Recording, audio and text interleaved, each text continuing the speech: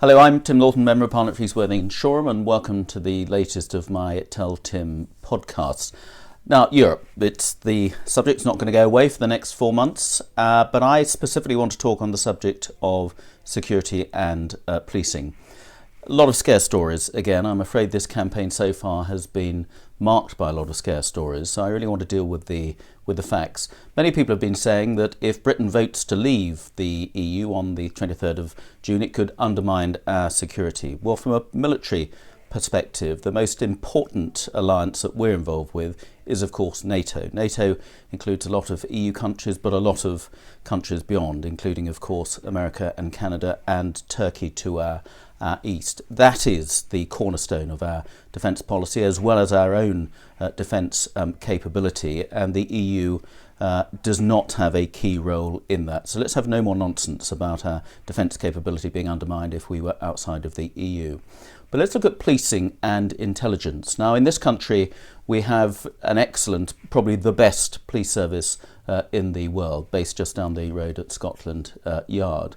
We also have the best intelligence services in the world, MI5 and MI6. Those forces share intelligence on a routine basis, and it's very effective. We would have had far more terrorist attacks in this country if it had not been for the effectiveness and professionalism of our police and our intelligence services. They don't have that sort of relationship on the continent. There's been many criticisms that actually police forces and intelligence services in EU countries do not work nearly as closely together as they do in the United Kingdom. And in fact, the most important and most effective intelligence sharing relationship we are in is what's called the Five Eyes nations. Those are the 5 countries of the United Kingdom, the United States, Canada, Australia and New Zealand. Our intelligence services work very closely together. Clearly there's a shared interest when it comes to combating global terrorism, and we need that relationship to continue to work. But apart from us, none of those countries are part of the EU.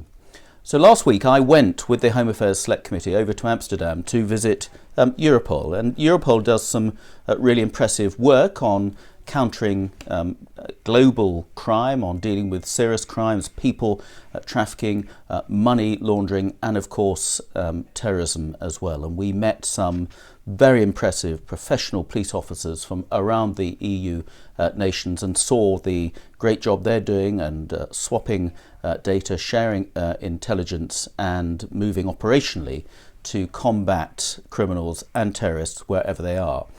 But we also met a lot of people from other countries outside the EU. I met representatives from the US Homeland Security Force who have offices inside Europol, right next to the British and French police, for example, working shoulder to shoulder with other European police forces. Representatives from Australia, from Canada, from New Zealand, all based physically within Europol, sharing intelligence, working together to combat international crime. Incidentally, America doesn't pay anything for the privilege of being based at Europol, other than the cost of the people that they've seconded to work there. So that can go on whether we are part of the EU or not. So let's not have any more of this nonsense.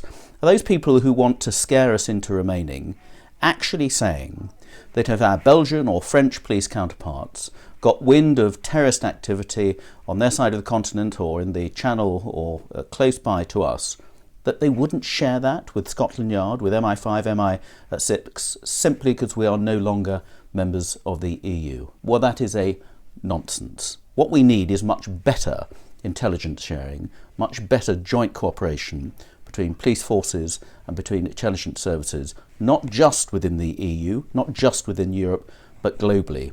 We have that at the moment with Europol. It can do better.